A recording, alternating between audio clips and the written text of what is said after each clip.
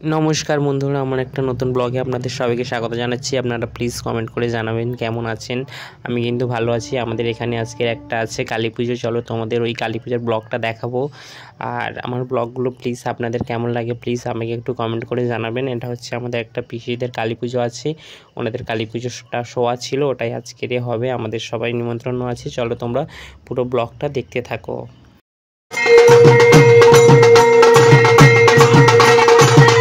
দেখো এদিকে সন্দেহ তো হয়ে গিয়েছিল, এই কাকাটা নতুন বাইক কিনেছিল, ওটাই একটা পুজো করছিল ব্রাহ্মণ এসে, ওটাই একটু তোমাদের সঙ্গে শেয়ার করে নিলাম। দেখো বাইকটা কত সুন্দর লাগছে, তোমরা প্লিজ কমেন্ট করে জানিও।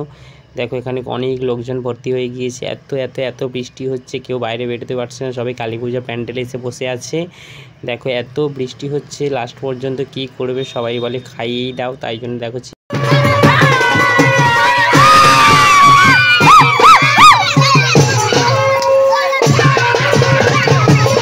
দেখো খাওয়া দাওয়ার পরে তো আমরা বেরিয়ে পড়লাম ঠাকুর আনতে, নাচাগানা করে। দেখো এখানে এবারে আঁখষষ্ঠী বরণ করতে গিয়েছি, আমরা সবাই এখানে দাঁড়িয়ে আছি। প্রচুর বৃষ্টি হচ্ছিল, বৃষ্টিটা থামার পরে আঁখষষ্ঠীটা আনতে এসেছি। দেখো এখানে আঁখষষ্ঠীটা বরণ করা হচ্ছে, এটা অনেকটাই দূরে ছিল, যেখান থেকে পুজো হচ্ছে ওর থেকে অনেকটাই দূরে আঁখষষ্ঠীটা বরণ হচ্ছে। দেখো যেটা বরণ করছে ওটা হচ্ছে আমরা একটা দিদা হয়। দেখো আমরা সবাই মিলে এসেছি, দেখতেই পাচ্ছ তোমরা চারিদিকে ওয়েদারটা দেখে যে কতটা বৃষ্টিতে পুরোটা ভিজে ভিজে আছে। দেখো পলিথিনের ওপরে জল পুরো ভর্তি হয়ে গিয়েছে। ওই যে দুজন দাঁড়িয়ে আছে ওনাদেরই কালী পুজোটা ছিল, ওনাদেরই হচ্ছে পুজোটা।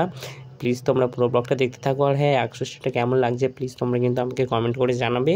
চলো ব্লগটা চলুন তাহলে, আমাদের ঠাকুর নেওয়া হয়ে গেল, আমরা এবার বাড়ির পথে রওনা দিয়েছি। দেখো আবার সবাই ডান্স করতে শুরু করে দিয়েছে।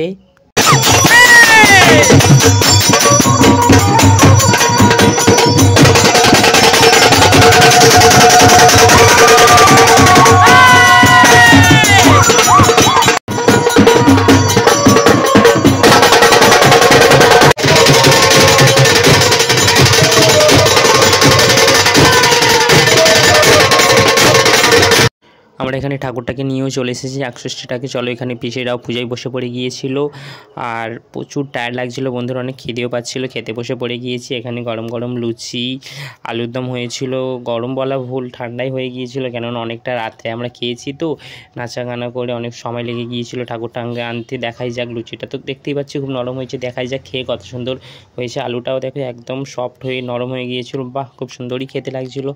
একটু ঠান্ডা হোক, কিন্তু তরকারিটা তো গরম গরম ছিল, বেশ ভালোই লাগছিলো খেতে।